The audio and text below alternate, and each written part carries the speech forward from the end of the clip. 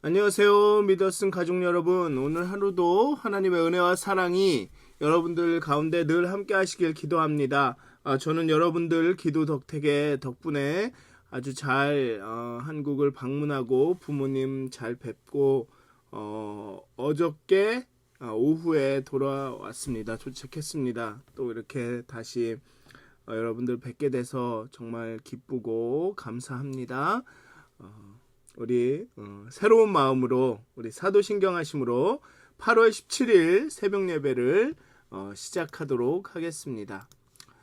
전능하사 천지를 만드신 하나님 아버지를 내가 믿사오며 그 외아들 우리 주 예수 그리스도를 믿사오니 이는 성령으로 잉태하사 동정녀 마리아에게 나시고 본디오 빌라도에게 고난을 받으사 십자가에 못 박혀 죽으시고 장사한 지 사흘 만에 죽은 자 가운데서 다시 살아나시며 하늘에 오르사 전능하신 하나님 우편에 앉아 계시다가 저희로서 산 자와 죽은 자를 심판하러 오시리라.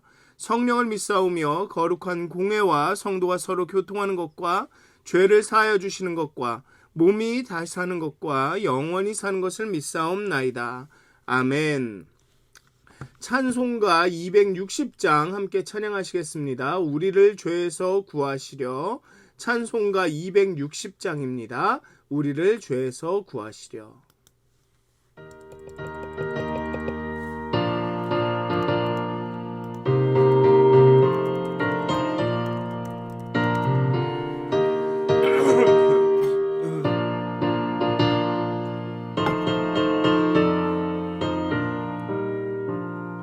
우리를 죄에서 구하시려 주 예수 십자가 지셨으니 기쁘게 부르세 할렐루야.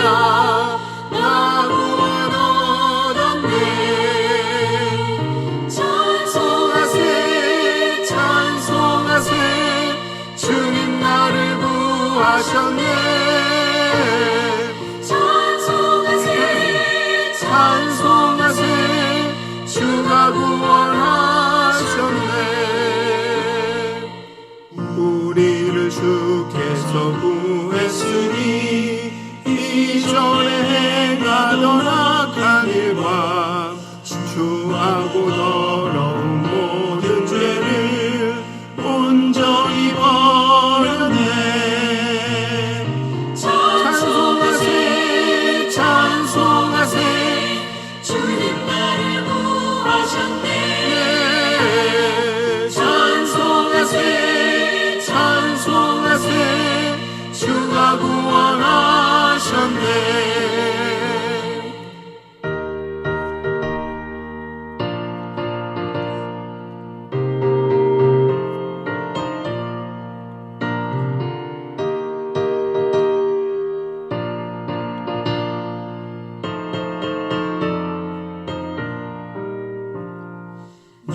지금 죄에서 사함받아 거룩한 백성이 되었으니 이 육신 장막을 벗을 때도 겁날 것 없겠네.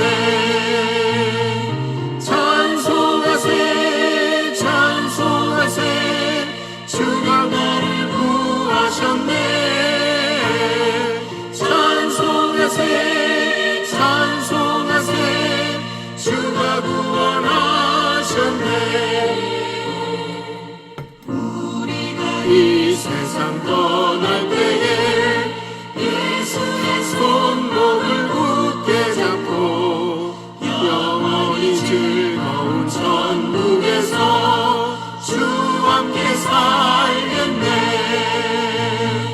찬송하세 찬송하세 주가 나를 구하셨네. 찬송하세 찬송하세 주가 구원하셨네. 아멘. 기도하시겠습니다. 하나님 우리가 신앙생활을 하면서 우리가 구원 얻은 그 기쁨을 우리가 구원을 얻었다는 사실을 하나님 잊지 않게 하여 주시옵소서.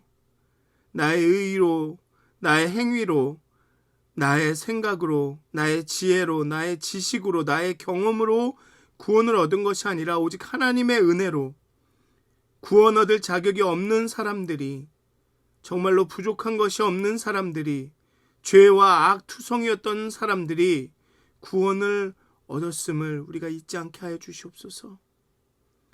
그리하여서 나의 구원 얻음은 중요하고 다른 사람의 구원은 정말 중요하지 않은 것처럼 여기는 정말 바리새인들 같이 되지 아니하도록, 자신들은 은혜로 구원을 얻어 그 의로운 삶을 경험하지만 다른 사람들의 악은 철저하게 정죄하는 그 바리새인과 같은 교만한 사람들이 되지 않도록 하나님 우리를 겸손케 하시고 정말 그 구원의 능력과 그 구원의 진리와 구원의 그 복음 아래서 겸손하게 은혜로 살아갈 수 있도록, 정말 하나님의 은혜로 하루하루를 살아갈 수 있도록, 우리의 의와 행위와 지식과 경험과 지혜가 아닌 하나님의 은혜로 살아갈 수 있도록 이 아침도 우리를 깨우쳐 주시옵소서. 감사합니다. 예수님의 이름으로 기도하였습니다. 아멘. 오늘 함께 나누실 말씀은 신명기 12장 1절에서 14절까지의 말씀입니다. 신명기 12장 1절에서 14절까지의 말씀입니다. 오늘, 내일, 목요일, 금요일, 토요일은 신명기와 레위기의 말씀을 통해서 예배에 대해서 조금 다시 한번 더 이야기하려고 합니다. 그 예배가 무엇인가를 새롭게 시작하는데 얼마나 중요한 일이었는가, 이스라엘에게 하나님의 은혜가 얼마나 중요하였는가, 하나님이 하시는 것이 얼마나 중요하였는가를 다시 한번 우리가 상기함으로 우리가 50주년을 보내고 또한 이 51년째를 또 다른 50년을 맞이할 때 과연 우리가 어떻게 새로워질 수 있는가. 한국에 가서 보니까 그런 책 제목이 있더라고요. 그 이찬수 목사님, 그분이 쓴 책인데요. 지금 변하지 않으면 내일은 없다. 아마 한국 교회에 대한 아주 냉철한 비판이라기보다는 어떤 조언이라고 생각되지 않나. 좀 읽어봤는데 참 우리가 새겨들어야 할 말들이 많더라고요. 어쨌든 간 앞으로 3일은 목금토는 그렇게 예배에 대해서 좀 이야기하도록 하겠습니다. 그래서 오늘 신명기 12장 1절부터 14절까지인데요. 좀 긴 말씀입니다. 하지만 제가 읽도록 하겠습니다. 읽고 설교에는 이 모든 절을 일일이 하진 않고 한 몇 절만 이렇게 이야기할 텐데요. 오늘 하루 묵상하시면서 쭉 읽어보셨으면 좋겠습니다. 내 조상의 하나님 여호와께서 내게 주셔서 차지하게 하신 땅에서 너희가 평생에 지켜 행할 규례와 법도는 이러하니라. 너희가 쫓아낼 민족들이 그들의 신들을 섬기는 곳은 높은 산이든지 작은 산이든지 푸른 나무 아래든지 막론하고 그 모든 곳을 너희가 마땅히 파멸하며 그 제단을 헐며 주상을 깨트리며 아세라상을 불사르고 또 그 조각한 신상들을 찍어 그 이름을 그곳에서 멸하라. 너희의 하나님 여호와께는 너희가 그처럼 행하지 말고 오직 너희의 하나님 여호와께서 자기의 이름을 두시려고 너희 모든 지파 중에서 택하신 곳인 그 계실 곳으로 찾아 나아가서 너희의 번제와 너희의 제물과 죄송합니다. 너희의 제물과 너희의 11조와 너희 손의 거제와 너희의 서원제와 낙헌 예물과 너희 소와 양의 처음 난 것들을 너희는 그리로 가져다가 드리고 거기 곧 너희의 하나님 여호와 앞에서 먹고 너희의 하나님 여호와께서 너희의 손으로 수고한 일에 복 주심으로 말미암아 너희와 너희의 가족이 즐거워할지니라. 우리가 오늘 여기에서는 각기 소견대로 하였거니와 너희가 거기에서는 그렇게 하지 말지니라. 너희가 너희 하나님 여호와께서 주시는 안식과 기업에 아직 이르지 못하였거니와 너희가 요단을 건너 너희 하나님 여호와께서 너희에게 기업으로 주시는 땅에 거주하게 될 때 또는 여호와께서 너희에게 너희의 주위의 모든 대적을 이기게 하시고 너희에게 안식을 주사 너희를 평안히 거주하게 하실 때에 너희는 너희의 하나님 여호와께서 자기 이름을 두시려고 택하실 그곳으로 내가 명령하는 것을 모두 가지고 갈지니 곧 너희의 번제와 너희의 희생과 너희의 11조와 너희 손의 거제와 너희가 여호와께 서원하는 모든 아름다운 서원물을 가져가고 너희와 너희의 자녀와 노비와 함께 너희의 하나님 여호와 앞에서 즐거워할 것이요 너희 성중에 있는 레위인과 또 그리할지니 레위인은 너희 중에 분깃이나 기업이 없음이니라. 너는 삼가서 내게 보이는 아무 곳에서나 번제를 드리지 말고 오직 너희의 한 지파 중에 여호와께서 택하실 그곳에서 번제를 드리고 또 내가 네게 명령하는 모든 것을 거기서 행할지니라. 아멘. 아멘. 오늘 지금 제가 이렇게 읽으면서 오늘 본문에 오늘 새벽 예배 때 제가 나누려고 계획한 것은 아닌데요. 준비한 것은 아닌데 오늘 이 본문을 읽으면서 눈에 더 들어오는 단어가 있네요. 즐거워할지니라. 즐거워할지니라. 수고한 일에 복주심으로 말미암아 너희와 너희 가족이 즐거워할지니라. 또 여기 보면 또 그 뒤에 또 나오죠.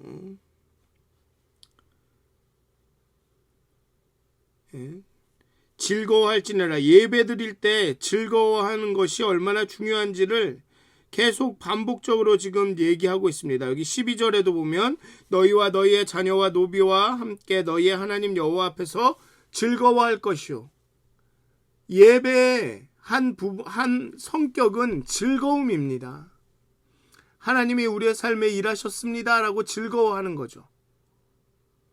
그 예배의 순서와 규칙을 지키는 게 예배가 아니라 예배는 하나님의 일하심으로 인하여서 즐거워하는 게 그 본질입니다.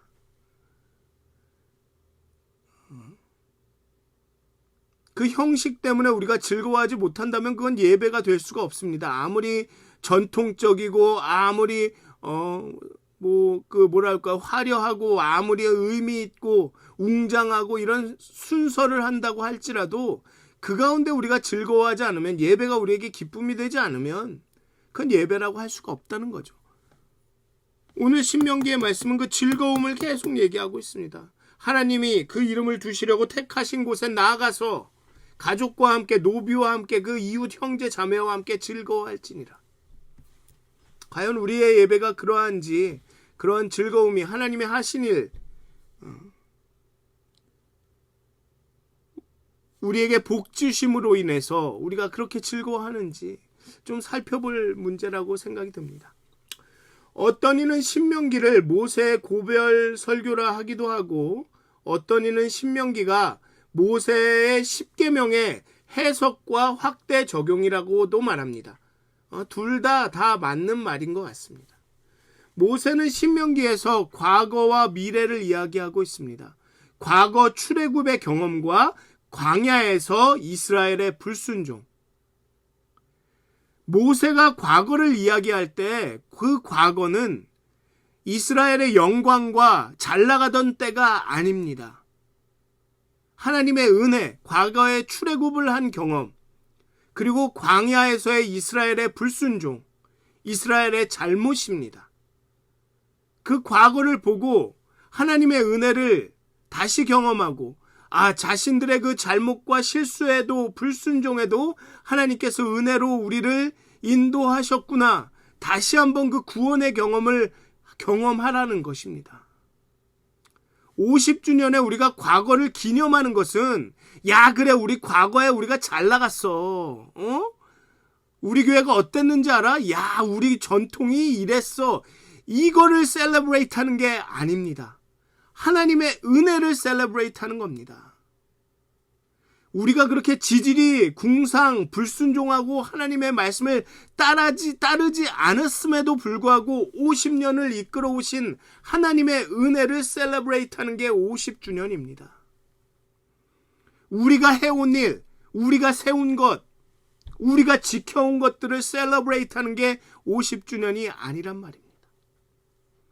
그래서 모세는 신명기에서 과거의 출애굽과 그 광야에서의 이스라엘의 불순종을 언급하고 있는 것입니다. 너희들이 이런 인간이었는데 그래도 하나님이 너희를 구원하셔서 이제 가나안 앞에까지 인도하셨다. 그러니 앞으로 가나안에 들어가서도 절대로 하나님을 잊어서는 안 된다. 왜? 가나안에서도 너희가 불순종할 거고 가나안의 풍요함 때문에 하나님을 잊으려고 할 것이기 때문에 그렇다는 겁니다. 그렇기 때문에 하나님을 잊지 않는다면 그렇게 불순종하더라도 하나님께서 또 그 가나안에서도 출애굽하게 해주실 수 있다는 거죠.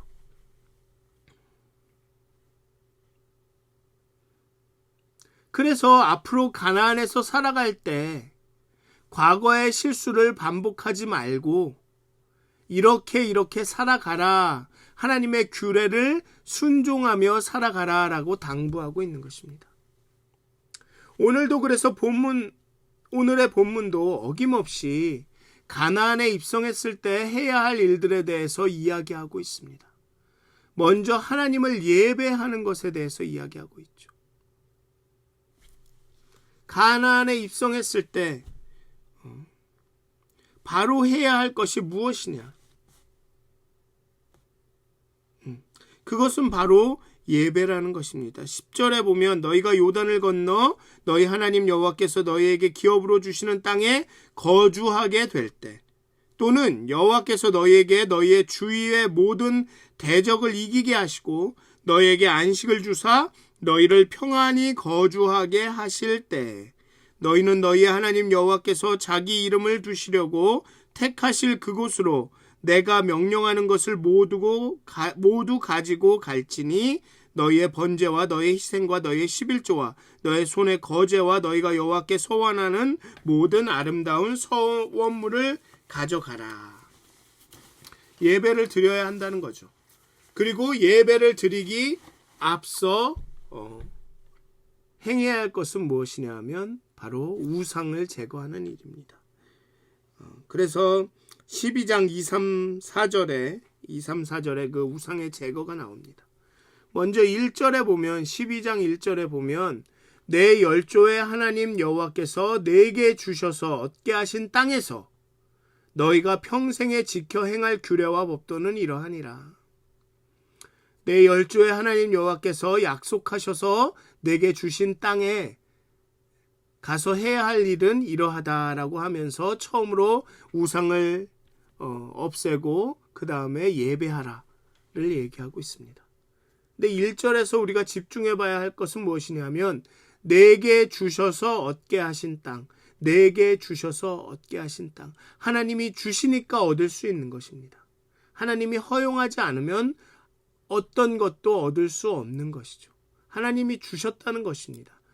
이제 앞으로 이스라엘 백성이 가나안에 들어가서 누려야 하는 모든 것은 하나님이 주신 거라는 것입니다. 우리가 이 개념을 잊게 될 때 거기에서 우상이 나오고 거기서 불순종이 나오고 그게 바로 죄인 거죠. 자기중심성.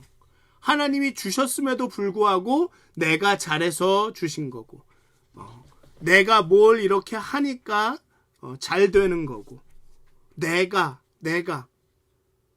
거기가 그게 죄인 겁니다. 내가가 하나님이 주셔서 얻게 한 것입니다.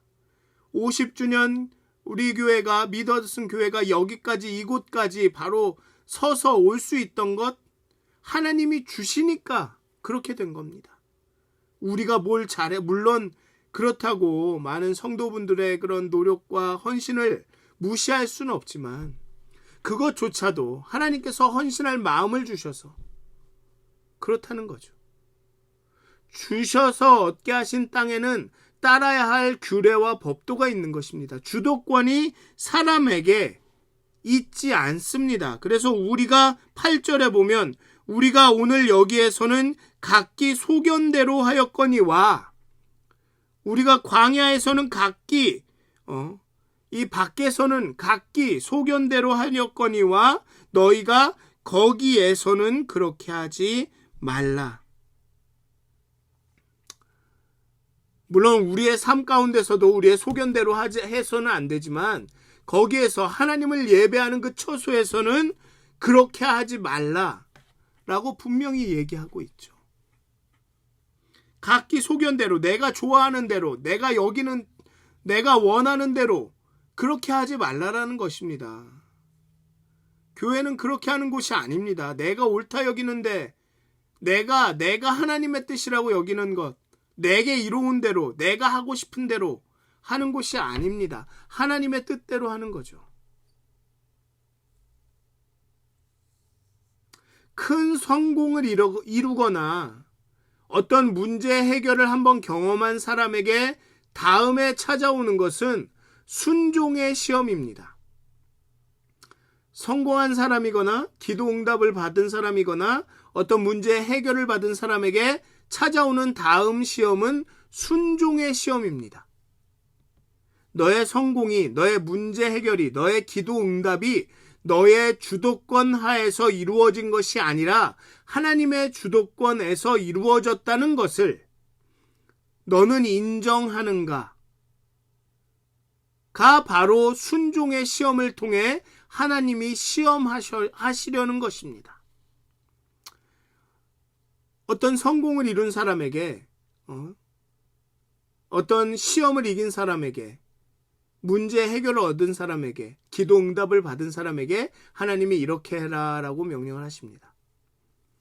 그럼 진짜로 하나님의 은혜로 하나님께서 도우셔서 내가 이렇게 됐다라고 한 사람들은 네, 알겠습니다 라고 합니다. 근데 그렇지 않은 사람들은, 야, 지난번에 내가 요렇게 하니까 요렇게 됐어. 근데 하나님 이렇게 하라고 해? 아, 그럼 이건 아니야. 요렇게 해야 돼. 라는 게 나오죠. 하나님이 주셔서 얻었음에도 불구하고 내가 했다. 내가 교회를 구했어. 내가 그렇게 하니까 그 다음부터는 그 방식을 그대로 사용합니다. 하나님이 다른 말씀을 하시는데도, 그러니까 그 순종의 시험에 실패하게 되는 거죠. 성공을 경험한 사람, 문제 해결을 얻은 사람은 이런 유혹에, 이런 죄에 빠질 가능성이 큽니다. 순종하지 않습니다. 그 다음부터는 자신이 성공한, 자신이 문제 해결한 그 방식이 더 중요하게 됩니다. 그러니 항상 어떤 은혜를 경험한 사람들에게는 순종의 시험이 오는 것입니다. 약속으로 낳은 아들 이삭을 바치라고 명하신 하나님의 의도가 거기에 있는 것입니다. 80살 가까이에 열심히 기도해서 낳은 아들이 있다고 생각해 봅시다. 그런 아들을 낳은 다음에 여러분들은 무엇을 하겠습니까? 이 아이를 어떻게 키우고 어디를 보내고, 내가 나이가 들어 일찍 죽을지도 모르니 그 아이를 위해 내 주도로 이런저런 준비를 다 하려고 하지 않겠습니까? 그런 아브라함도 똑같았을 것입니다. 내 재산을 어떻게 하고, 얘를 어떤 교육을 받고 어떻게 해서 내 재산을 물려받을 만한 사람으로 만들고, 이런 계획을 막 했겠죠. 근데 덜커덕 바치라고 하십니다. 주도권이 하나님께 있다는 것, 사람에게 있지 않다는 것을 보여주는 것이 순종의 시험, 곧 규례와 법도를 주시는 이유입니다. 내가 열조의 하나님 여호와께서 내게 주셔서 얻게 하신 땅에서 너희가 평생 지켜 행할 규례와 법도는 이러하니라. 너희가 가나안에 들어가는 게 니들이 잘해서, 니들이 계획을 잘해서, 니들이 계획을 수행을 잘해서 들어가는 게 아니다. 내 법도를 따라야지만 그 안에서 살아갈 수가 있다를 보여주시는 거죠. 아담의 경우에도 그렇습니다. 아담에게 모든 것을 주셨죠. 심지어 동물의 이름까지도 통제할 권리를 주셨습니다. 그런데 그냥 그렇게 아담을 두었을 경우 아담은 에덴을 자신이 통제하고 주도하고 있다는 착각에 빠질지도 모릅니다. 그래, 내가 이 에덴의 주인이야. 그렇기에 선하게 나무를 두어서 그것만은 먹지 말라. 그것만은 네 맘대로 할 수가 없다. 삶에는 네가 통제하고 너가 뭔가를 이룰 수 있는 영역도 있지만 분명히 너가 알 수도 없고 내가 어떻게 할 수도 없고 그저 하나님의 명령을 따라야만 하는, 왜 그런지, 왜 그런 명령을 주셨는지, 왜 그런 법도를 만드셨는지 이해가 되지 않지만 따라야 하는 그런 영역이 있다를 보여주시는 거죠. 내가 통제하지 못하는 영역이 있다는 것을 알려주시는 겁니다. 그게 다 순종의 시험인 거죠. 그러니까 네가 명령을 지키느냐 안 지키느냐는 것은 단순히 내 말을 듣느냐 안 듣느냐가 아니라 하나님의 주도권을 인정하느냐, 하나님이 주인이시고 하나님이 왕이시고 하나님이 대장인 것을 너희가 인정하느냐에 대한 시험인 것입니다. 그래서 4절에 우상을 다 없애버리라고 말씀하신 후에 이렇게 이야기합니다. 너희 하나님 여호와에게는 너희가 그처럼 행하지 말고 그처럼 예배하지 말고. 우상을 세운다는 말을 할 때 우리는 흔히 하나님보다 더 우선시하는 것을 우상이라고 여깁니다. 물질, 성공, 자녀, 가정이 우상이 되지 말아야 한다. 그런데 오늘의 본문은 너희 하나님 여호와에게는 너희가 그것처럼 행하지 말고 라고 말합니다. 그냥 우상을 섬기지 말라가 아니라 너희 하나님 여호와에게는 너희가 그 사람들처럼, 이방인들처럼 우상을 섬기는 것처럼 예배하지 말라라고 이야기합니다.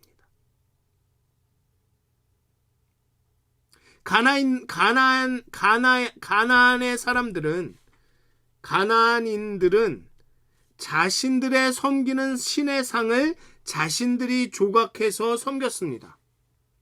즉 자신의 욕심과 욕망을 이루기 위해 내 욕망을 이루어 줄 수 있는 신을 자신들의 손으로 만들어서 세워놓고 거기에 제물을 드리고 제사를 드려서 그 신을 즐겁게 하면 그 신이 자신들의 욕망을 이루어 준다라는 생각에 우상을 세웠습니다. 그런데 오늘의 본문은 너희 하나님 여호와에게는 너희가 그처럼 행하지 말라라고 합니다.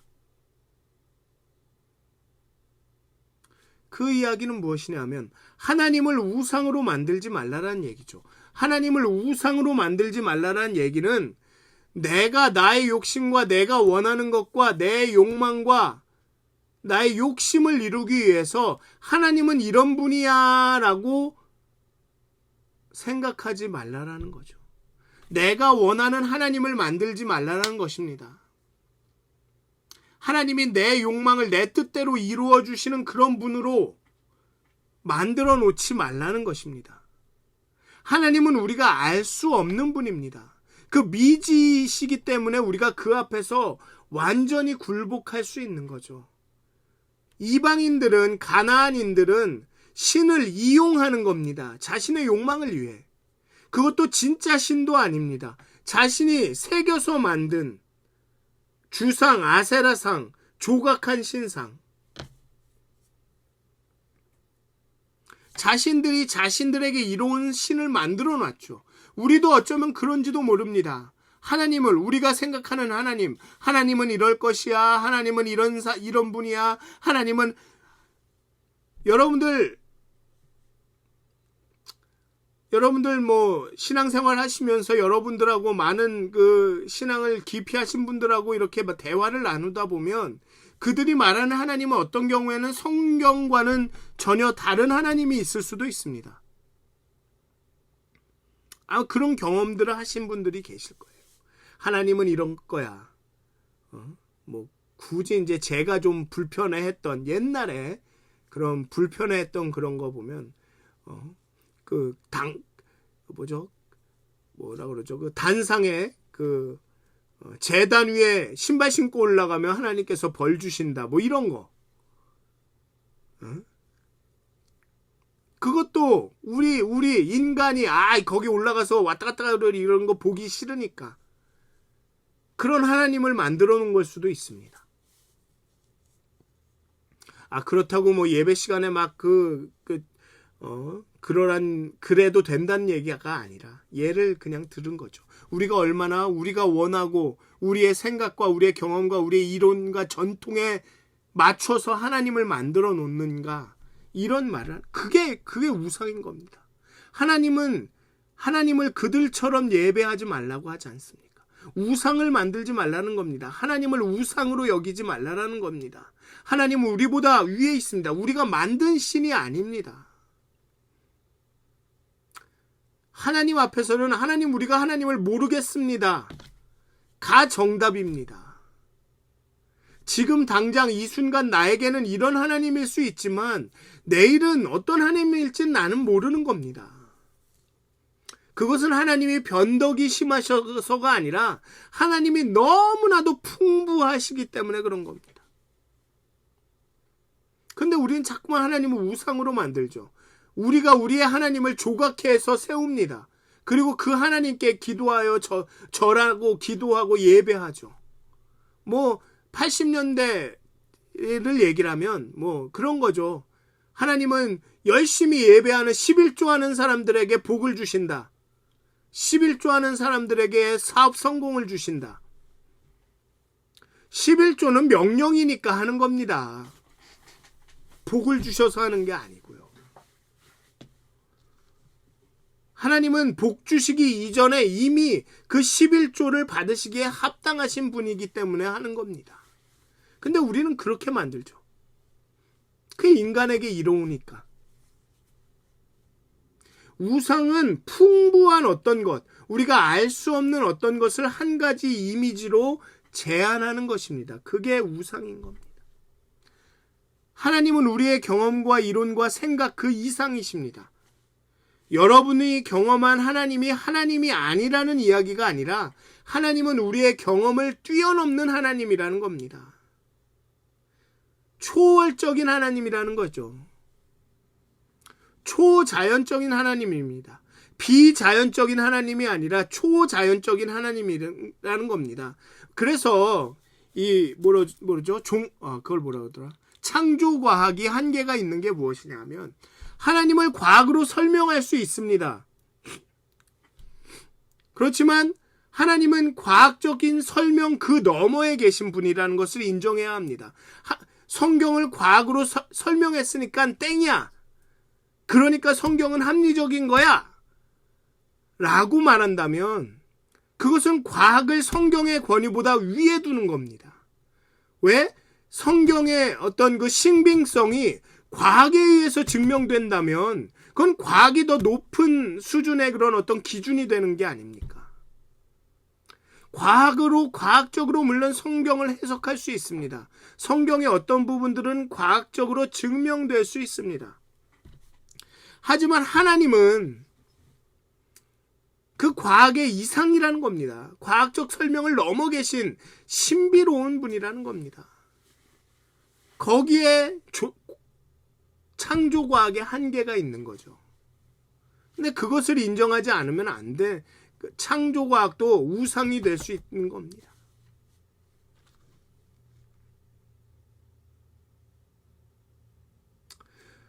어쨌든 내가 이렇게 순종했더니, 내가 이렇게 기도했더니 저렇게 하나님이 역사하시더라. 그러니 이것만이 하나님이 일하시는 유일한 길이다 라고 말하는 순간 우리는 우상에 빠지는 겁니다. 내가 주인이 되는 겁니다. 하나님의 우상을 우리 마음에 만드는 겁니다. 그래서 5절, 11절, 14절에 보면 오직 너희 하나님 여호와께서 자기의 이름을 두시려고 너희 모든 지파 중에서 택하신 곳, 그 계실 곳. 또 11절에 보면 너희 하나님 여호와께서 자기 이름을 두시려고 택하실 그곳. 또 14절에 보면 여호와께서 택하실 그곳. 여호와께서 예배를 어디서 받으실지도 여호와께서 택하신다는 겁니다. 인간이 택하는 게 아니라 인간이 우리 교회 건물 여기서 우리가 예배 드리는 곳이야. 저기서 예배만 해. 저기서만 예배해야 돼. 이게 아니라 하나님이 예배 받으실 것을 택하신다는 겁니다.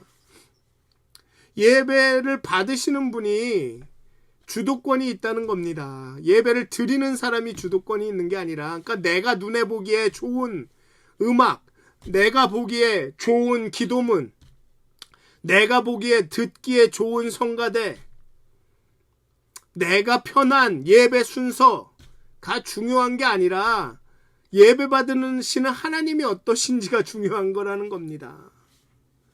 그러니까 예배가 정말로 우리가 어쩌면 긴장 가운데 드려야 한다는 얘기가, 하나님이 거기에 거하시겠다고 택하시지 않으면 어떻게 합니까? 이곳에는 나를 예배하는 자가 아무도 없구나 하시면 어떻게 합니까? 그런데 지금 예배 음악이 어쩌고 저쩌고 예배 순서가 어쩌 이럴 때입니까? 다윗은 하나님이 거할 궁을 짓자 라는 교만한 말을 하죠. 누가 볼 때는 정말 대단한 믿음이다. 하나님이 거할 궁을 짓자. 하나님이 어디에 거하실지는 하나님이 선택하신다는 얘기입니다. 그러니 솔로몬은 그 솔로몬 성전을 세운 다음에 그 봉헌하는 봉헌사에서 하나님의 이름이 거하시는 곳이라고 말합니다. 하나님이 거하시는 분이 아니라, 하나님이 거하시는 곳이 아니라. 그리고 예수님은 예배하는 자들을 찾으신다라고 얘기하고 있죠. 예배하는 곳이 아니라, 예배하는 처소가 아니라 예배하는 자들을 찾으신다. 예배하는 방법이 아니라, 예배하는 순서가 아니라 예배하는 자들을 찾으신다라고 하고 있습니다.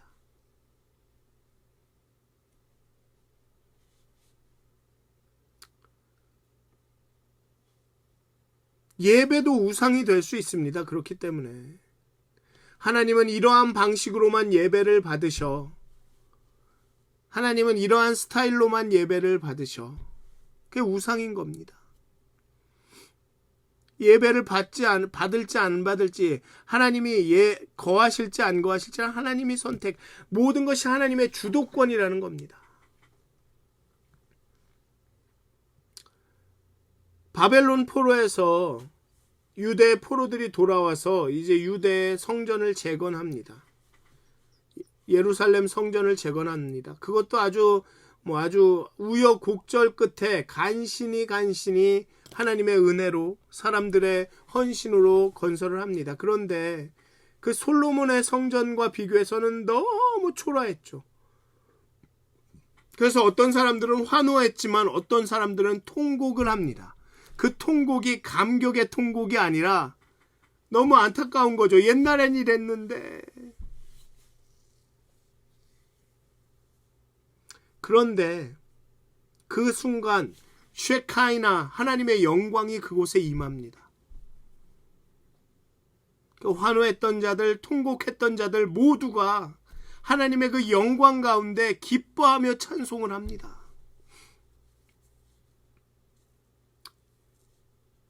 하나님의 임재가 예배의 근원입니다. 우리가 하나님께 주도권을 드리고 하나님 앞에 굴복하는 것이 예배의 본질입니다.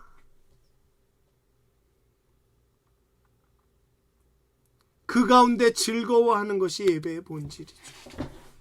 우리가 이 예배의 본질을 회복하지 않으면 하나님과 그렇게 치열하게 만나는, 하나님의 영광을 경험하는 것들이 우리의 어떤 예배 형식이든지 그 가운데 나타나지 않으면 50주년 희년의 회복은 없습니다. 모르겠습니다. 지난 50년을 앞으로 50년간 또 반복하는 일은 있을지 모르지만 진정한 의미의 돌이킴과 회복은, 하나님을 경험하는 일은 없습니다. 우리가 예배가 뭔지, 예배의 본질이 뭔지, 하나님을 만나는 것이 무엇인지, 그 우상을 깨트리고 하나님 있는 그대로 하나님이 하나님 되시게 하는 것이 무엇인지 우리가 깨닫지 못하면 50주년은 그저 우리가 이루어 놓은 것에 대한 그냥 뭐라 그럴까요? 그런 애처로운 회고가 되고 맙니다. 사랑하는 믿었은 가족 여러분, 예배를 회복했으면 좋겠습니다. 구원의 기쁨이 우리에게 새로워졌으면 좋겠습니다. 하나님께서 우리에게 구원을 주셨고 우리에게 50주년을 주신 것도 하나님이고 그 50년간 우리가 불순종했음에도 불구하고 우리를 여기까지 인도하신 그 하나님의 그 통치하심과 주도권, 우리가 다시 한번 그 은혜를 깨달아 알아야 합니다. 그리고 그 은혜로 가나안으로 나가고 또 다른 50년으로 나가고 그렇게 예배하면서 하나님께서 자기의 이름을 두시려고 한 그 택하실 처소가 되어가는 게 50주년에 그리고 앞으로 있을 우리의 50년의 목표가 되어야 합니다. 사랑하는 믿었은 가족 여러분, 하나님께서 우리 안에 거하셔야 합니다. 정말 우리 가운데 예배가 하나님을 만나는 것들이 회복돼야 합니다. 예배가 회복되는 게 예배 순서가 누구 마음에 들도록 정리가 되고 이게 아닙니다. 그 예배 가운데 우리가 하나님을 만날 수 있어야 되는 겁니다. 정말 예배 가운데 우리의 마음을 바로 세워서 어떻게 하면 하나님을 만날 수 있을까? 비록 예배 순서나 음악은 내게 마음에 들지 않지만 그럼에도 이 가운데 내가 어떻게 하나님을 만날 수 있을까? 이 고민을 하셔야지. 저놈의 음악 때문에 내가 예배를 못 드린다. 예배를 못 드리는 것은 어쩌면 내 책임입니다. 광야는 무슨 예배 드리기 좋은 처소라 예배 드렸습니까? 사자굴에서는 무슨 기도하기 좋은 상황이라 기도했습니까? 바울과 실라는 예배 순서가 잘 짜여져 있어서 감옥에서 찬양하고 기도했습니까? 예배는 나의 몫입니다. 사랑하는 믿었은 가족 여러분, 정말 우리 가운데 예배가 회복되기를, 우상이 타파되고 예배가 회복되기를 주님의 이름으로 축원드립니다. 기도하시겠습니다. 하나님, 우리 안에 예배를 회복하시고 정말 하나님의 임재를 회복하시고 그 가운데 우리가 하나님을 경험함으로 그 하나님의 은혜로 하나님께 나아갈 수 있도록 하나님 우리를 새롭게 하여 주시옵소서. 우리 안에 우상을 타파하여 주시옵소서. 감사합니다. 예수님의 이름으로 기도하였습니다. 아멘. 하늘에 계신 우리 아버지여, 이름이 거룩 여김을 받으시오며 나라가 임하옵시며 뜻이 하늘에서 이루어진 것 같이 땅에서도 이루어지이다. 오늘 우리에게 일용할 양식을 주옵시고 우리가 우리에게 죄 지은 자를 사하여 준 것 같이 우리의 죄를 사하여 주옵시고 우리를 시험에 들게 하지 마시옵고 다만 악에서 구하옵소서. 나라와 권세와 영광이 아버지께 영원히 싸움나이다. 아멘. 오늘도 행복한 하루, 하나님을 예배하시는 하루가 되시길, 예배드림이 너무나도 기쁨이 되시는 그런 하루가 되시길 기도합니다.